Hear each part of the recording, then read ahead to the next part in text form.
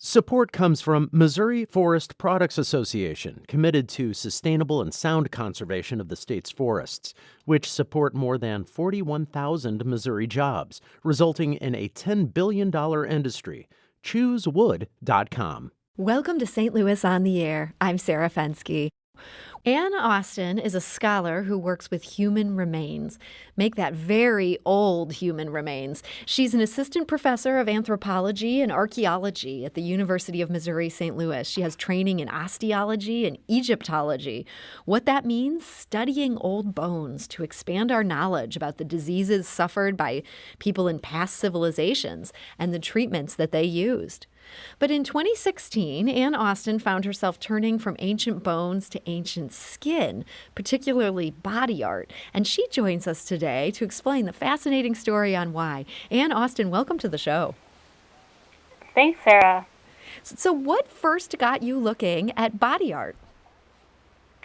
Well, I would say it almost literally fell in my lap. I work with the French Institute of Oriental Archaeology at a site called Deir el-Medina in Egypt. And I study, as you mentioned, bones to understand past health there. So I work inside the tombs, and these are tombs that have been plundered and pillaged for millennia. I mean, we have texts from ancient Egypt all the way to the modern era that tell us about people going in the tombs and looking for amulets, or more recently, taking mummified hands as a kind of creepy tourist souvenir. Boy, people have some unusual hobbies. Tell me about it. So when I get inside the tombs, I'm working with these poor human remains that have been just torn to pieces. And they had been basically neglected for a long time because of that, because they were quite a mess. I kind of see it as maybe payback for not cleaning my room as a child. But I'm working on trying to get these people back in order to conserve them. And as I was working on the bones, I came across the torso of a woman. And it's very well mummified. The skin's very clear. And immediately, as soon as I came across this torso, I saw markings at her neck. And I could see what they were. They were figures that show ancient Egyptian hieroglyphs. So as soon as I saw that, I was quite surprised. I took a step back. Imagine you're inside a tomb. The lighting is not great inside these tombs. And so I got my eyes kind of adjusted to looking at her skin, and these changes in the color on her skin that at first glance you might think are just resins from mummification, I realized were actually tattoos, and that she not only had them on her neck, but she actually had over 30 tattoos on her neck, shoulders, arms, and back. Wow. And for those who study ancient Egypt and know about what women were up to at that point, is that unusual that there would be a woman just covered in these tattoos? This was totally unprecedented. We had 3 women that were found in the very beginning of the 20th century with tattoos, but a lot of scholars assumed that they were from ancient Nubia, and I think they made a good case to say that they were from ancient Nubia. So we didn't actually have human remains that we could definitively say were coming from an Egyptian context that had Egyptian-looking tattoos until this discovery. So we went from nothing. Imagine walking through an ancient village, seeing no tattoos anywhere, and then someone knocking on your door and having full arm sleeves and neck tattoos. It was a completely revolutionary find. And this might be a really dumb question, but man, my knowledge of ancient Egypt and mummies is not particularly high there. How do you know that this wasn't something done during the mummification process as opposed to something she was walking around with in real life? Yeah, well, when we look at the tattoos, we can see that they've been shrunk with the skin. So we know that the tattoos had to be applied before mummification. And I'll say that also makes it really difficult for us to see the tattoos themselves. So identifying them took a lot of photography, photo manipulation. We used infrared photography, which made some tattoos that are completely invisible to the naked eye visible once again. So every single step of studying not only this mummy, but others that we've since identified with tattoos have really helped us to see why tattooing was so invisible and made us question how common tattooing was in ancient Egypt. So this might have been on many people back in the day. It's just that you stumbled into this this artifact that could be representative of many more that were lost. Sure, yeah. So I've gone back in recent seasons to see if we can find more evidence. I've looked in new tombs that we're starting our work in. So we're in the very beginning of this work, but we've already identified at least 5 other cases where tattoos are present. Wow. So we're going from very little to suddenly getting much more information. And it's not just the research that we're doing at Darul Medina. We also have other scholars looking for tattoos. And a great example is in the British Museum. There's a mummy there. His name is called Ginger. He's pre-dynastic, so he's from over 5,000 years ago.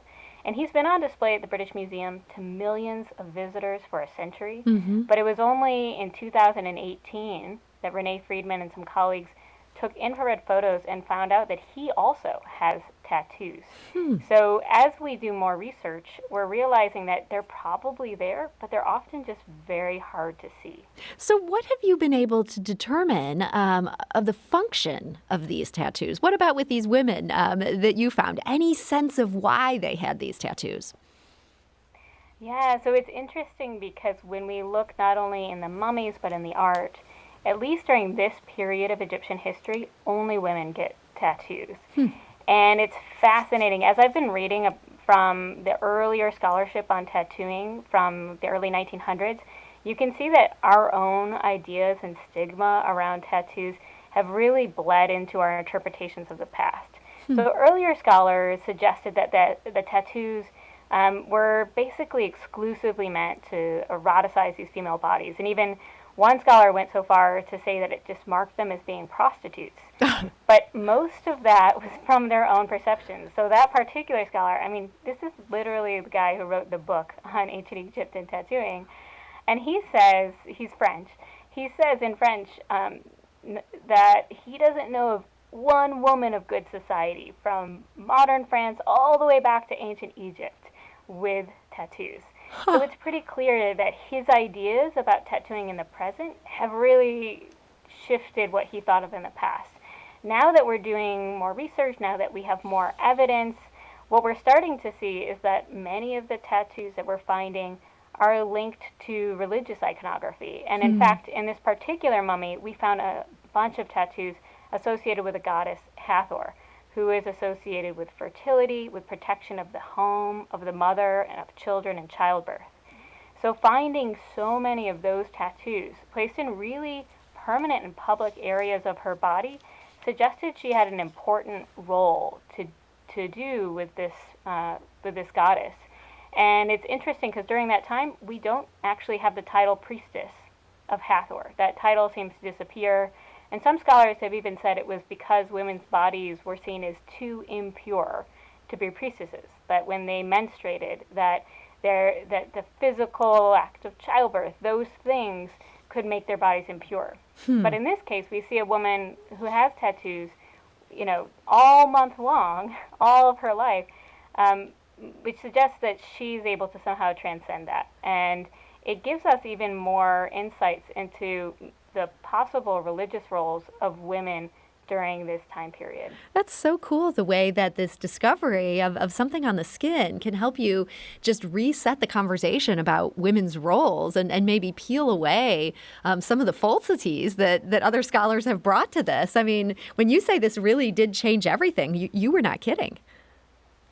Yeah, I mean, I might be biased, but I think what's also a little interesting is what we're finding now as we get more evidence. I said that we found 5 other individuals with tattoos. None of the individuals we've found so far have the same tattoo in the same location. So we're seeing, in a very small data set, a lot of individuality, and I'm curious to see what this looks like as we find more. I'm optimistic that in future seasons we're going to find more evidence and we'll be able to get a better picture of what the tattoos are doing and what they represent. We're talking to Ann Austin. She's an assistant professor of anthropology and archaeology at the University of Missouri, St. Louis. She's telling us about this really remarkable discovery in Egypt. But Ann, the scholarly work that you do, it also connects to the present. And you were talking about the stigma around tattoos. That kind of leads us right into one of the other things I wanted to ask you about today, and that is you sat on the dissertation committee for a PhD nursing student at UMSL. Her name was Lacee Kaufmann. How did you end up getting assigned to something in where she's dealing with nursing, and here you are dealing with archaeology? How does that work? Sure. Yeah. One of the other members of the committee, one of the other faculty in nursing, had heard about my work and really wanted to make sure that Lacee's committee had somebody with background and academic expertise in tattooing. And I feel so fortunate to have been on this committee because what I see from what she was doing on stigma and tattooing really does intersect with the way that academic scholarship has treated tattooing in recent decades. And it was a good opportunity for us to talk about how studying tattoos in other cultures can help us to start to break down those stigmas and also think about the effects those stigmas can have on people with tattoos. And that is what Lacee's study was focused on. She did a qualitative study. She had 12 participants. In order to be part of the study, folks needed to have at least 9% body coverage. As you were saying, the full neck of tattoos. This would be a full sleeve of tattoos. And Lacee wanted to explore how stigma around body art might impact healthcare access. And here's what she told our producer, Evie Hemphill, about her main findings. When patients do perceive stigma regarding their body art, they switch providers. Not all of my patients felt like they had to perceive stigma from their healthcare providers, but the ones that did switched providers, and there was 3 of those without question. They did that right away. She told us that her study also considered whether a person's worries about the potential of being stigmatized for having body art may keep them from seeking health care in the first place. She found out that that was not the case with her 12 subjects. But again, for those in her study who did perceive or experience stigma from a provider, it was a pivotal moment. Body art is, really individualized to that person. It is a huge representation of who they are. So when you make a negative comment about it, it's making a negative comment about, who they are. So they take that very, very personally. And I understand you yourself have a tattoo, and you had this long before this became a field of study for you. If you don't mind my asking, what is your tattoo of? Sure. I have a tattoo of a skull on my upper right shoulder. It's done in Arabic calligraphy, so it also is a reference to an E.E. Cummings poem. And I think we won't have enough time for me to tell the whole meaning of the tattoo, but as someone who studies the dead and somebody who thinks about how we can learn more about the past through the dead, I felt like it was really personal for me to have a skull and something that's so close to me as a tattoo. I just got to ask, what got you interested in using human remains to study health in the first place? It seems like such a fascinating course of study, but it's not something that they necessarily start grooming you for in high school. Sure. I have always been interested in archaeology, and I've always been interested in history and studying the past. One thing that I realize is a lot of people's voices aren't heard. So when you look at ancient texts, and Egypt's a great example, the vast majority of ancient Egyptians are not going to be writing those texts. Very few people were literate, and the people who were predominantly male. So when we look at something, and this is a great example, the body itself ends up telling us stories from people who might not have had the opportunity to leave those stories in text. And in this case, we're getting stories from women in ancient Egypt who, in this case, may have been literate. We're actually not sure, but we're getting stories that we're not tending to find in writing. It's almost like we're getting inscriptions on skin instead of on papyrus. So our bodies speak in a way that maybe we can't necessarily leave that written record. Our body remains, at least in these cases, in Egypt. Yeah, it's like the dead are speaking through their remains to tell us about their life experiences and to give us more balance about what the past looked like. Well, it's such an interesting area. And our producer, Evie, also talked to Lacee Kaufmann, and she asked her what she's thinking of pursuing research-wise now that she's completed that dissertation. I feel like I can do two areas. Like I feel like I can hone in on that body art, that tattoo topic. There's so much to do with that. But also I know, I hate to say I'm an expert, but I know more than the average person on stigma and how that develops. So looking into different things like that, like especially with what's going on right now with the patients who have COVID-19, like if they have any regarding or stigma left from that, or do they feel stigmatized because of their diagnosis. So that's something that, I'm interested in. And that, again, is Lacee Kaufmann. She recently got her PhD in nursing with this really interesting study about body art. And, Anne, that makes me want to ask you, what are some other areas related to tattoos or body art that you'd like to see other scholars take on? Well, as a lot of scholars have started to look for tattoos, we're seeing a lot more prevalence of them in the past and in more recent cultures. And I think that it's going to be helpful for scholars to just get more information out to the public about the way that stigma around tattooing exists today, but also that it really is part of our current society. And that if we look in our more ancient past, when we look for evidence of tattooing, what we tend to find is that we've got ancient evidence in China, in Egypt, in Sudan, in Russia, in Chile, in Peru.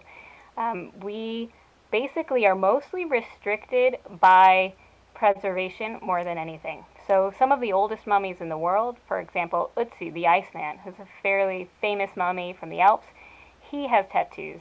And if we look at where we're finding them, I think it's helpful to show people that this is actually a common practice that's been independently invented, and that it has existed in cultures worldwide. And so hopefully that can help people just stop and kind of question the stigma that we have today.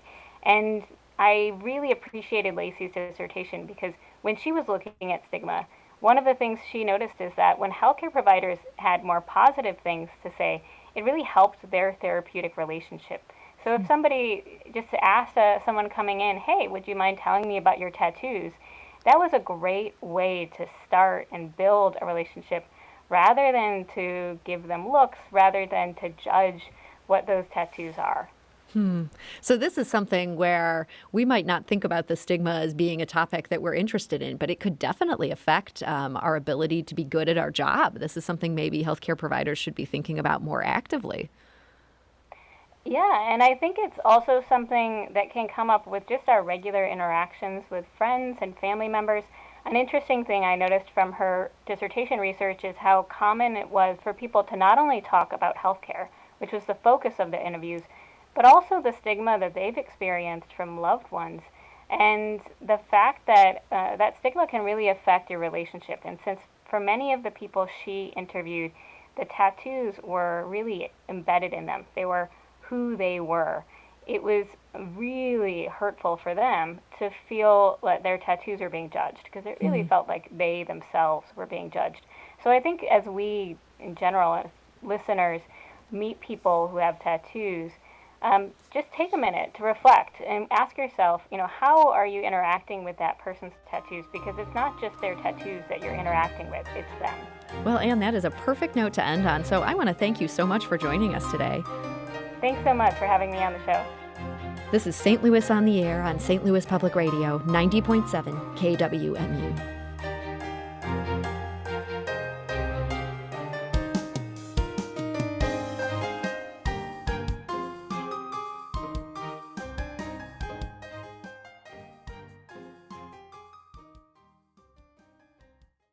Support comes from Missouri Forest Products Association, committed to sustainable and sound conservation of the state's forests, which support more than 41,000 Missouri jobs, resulting in a $10 billion industry.